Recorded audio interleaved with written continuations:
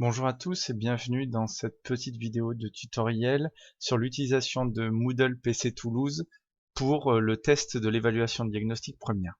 Alors, quand vous vous connectez sur la plateforme moodlepctoulouse.fr, vous arrivez sur ce site-là. Donc, pour certains d'entre vous, l'interface est en anglais, on le voit ici en haut à droite. Donc, vous pouvez ici le passer en français. Pour certains, ce sera déjà en français en fonction de votre navigateur. Vous cliquez ensuite en haut à droite sur connexion, même si vous n'avez pas encore de compte, et vous allez ici tout en bas créer un compte en cliquant sur le bouton.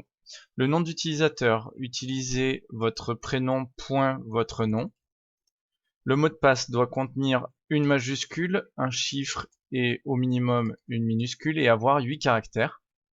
L'adresse de courriel, utilisez votre adresse AC Toulouse systématiquement, ce qui nous permet nous de trier rapidement quels sont les profils enseignants et de donner des autorisations particulières.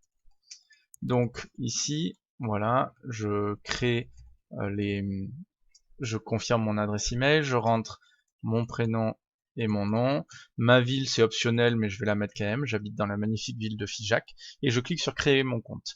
Sur mon adresse de messagerie personnelle, je vais recevoir un lien de confirmation, je cliquerai dessus et ça me ramènera ensuite sur la plateforme Moodle PC Toulouse. Une fois que mon compte est créé, je peux venir me connecter. Ici, je vais rentrer mes identifiants de connexion. Alors attention, j'avais créé un compte de test, donc c'est pas exactement le même que tout à l'heure. Hop, je clique sur connexion. Et donc j'arrive sur la plateforme de Moodle. Pour aller plus vite, vous avez en haut un lien directement vers les évaluations diagnostiques. Vous cliquez dessus. Vous avez l'évaluation diagnostique première 2020. Vous cliquez et vous arrivez sur la page d'inscription. Je vous mettrai bien sûr ce mot de passe, cette clé d'inscription, pardon, dans la description de la vidéo. Je clique ensuite sur m'inscrire. Et automatiquement, je suis inscrit dans le cours en tant qu'enseignant participant. Donc, dans ce cours-là, on peut voir plusieurs fonctionnalités de Moodle. Si vous voulez, on peut cacher ce petit bandeau ici. Voilà. Donc, il y a une section qui n'est accessible qu'aux enseignants. Donc, les élèves n'y auront pas accès, bien entendu. Une section d'annonces, c'est si jamais on veut vous annoncer des petites choses. Ici, il y a un tutoriel pour exporter les résultats de ces élèves, mais je vais vous faire la démonstration en direct. Le fichier des compétences qu'on utilisera pour récupérer et extraire les compétences de nos élèves. L'analyse de l'erreur, le fichier Word que vous pouvez imprimer pour ensuite, après l'évaluation diagnostique, analyser avec vos élèves leurs erreurs, et la fiche de seuil de maîtrise des capacités. Donc ici, si je vais dans l'évaluation diagnostique, en tant qu'enseignant, j'ai deux possibilités. Je peux ici aller voir les tentatives des élèves de mes groupes qui ont déjà fait cette évaluation diagnostique. Pour cette plateforme de test, nous avons créé 6 élèves, dont 3 ont actuellement déjà fait l'évaluation diagnostique. Sinon, vous pouvez aussi, vous en tant qu'enseignant, aller prévisualiser cette évaluation diagnostique. Ça vous permet de voir ici, d'avoir accès à toutes les questions auxquelles vos élèves devront répondre.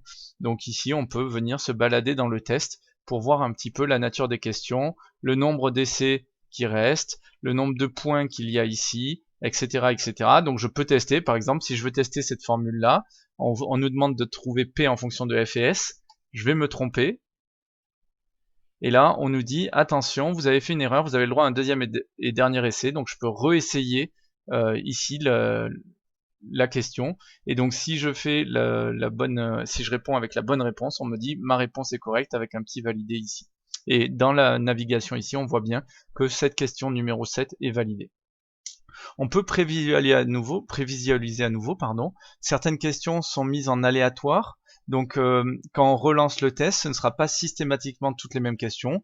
Les valeurs numériques peuvent changer ou les énoncés peuvent être différents un petit peu. Une fois que j'ai fait ça, je peux revenir ici dans le menu à l'évaluation diagnostique et je peux aller voir les résultats de mes élèves. Donc ici, je peux voir les tentatives de mes groupes. Et quand je vois ici les 3 élèves de test, je peux voir qu'à la question 4, l'élève numéro 1 a donné la bonne réponse, l'élève numéro 2 s'est trompé, et l'élève numéro 3 a donné la bonne réponse. Pour la question 5, on voit ici qu'il y a 3 types de réponses, une réponse complètement juste, une réponse complètement fausse, et ici une réponse partiellement juste. Ça veut dire que l'élève a mis plusieurs essais à répondre à la question. Je peux cliquer dessus pour aller voir et je vais pouvoir voir ici tout l'historique de ce qu'a répondu l'élève. Donc je peux voir que à son dernier essai, l'élève a répondu la distance en mètres en fonction du temps et qu'il n'a pas réussi à trouver le coefficient directeur. Il aurait dû trouver 50 et on voit qu'il n'a pas trouvé, il a trouvé 21. Ici, on a l'historique des réponses. On peut voir qu'au début, il avait déjà mis pour la première partie les mètres, comme ici, et pour la deuxième partie le temps. Donc on peut voir que l'élève ne s'était pas trompé sur les axes du graphique. Par contre, dans la première question, il avait déjà répondu 21, il a réessayé de répondre 21, et donc il n'a qu'une partie des points. On peut voir ici la correction qui est proposée à l'élève une fois que l'évaluation diagnostique sera terminée. Une fois que j'ai fait tout ça, je vais pouvoir télécharger ici les données. Donc je vais les télécharger au format Excel. Voilà. Hop. Et ça m'a téléchargé les résultats de tous mes élèves. Je reviens dans le dossier d'évaluation diagnostique. Ici, j'ai le fichier de maîtrise des compétences. Hop là. Et je vais pouvoir ouvrir ce fichier. Et bien sûr,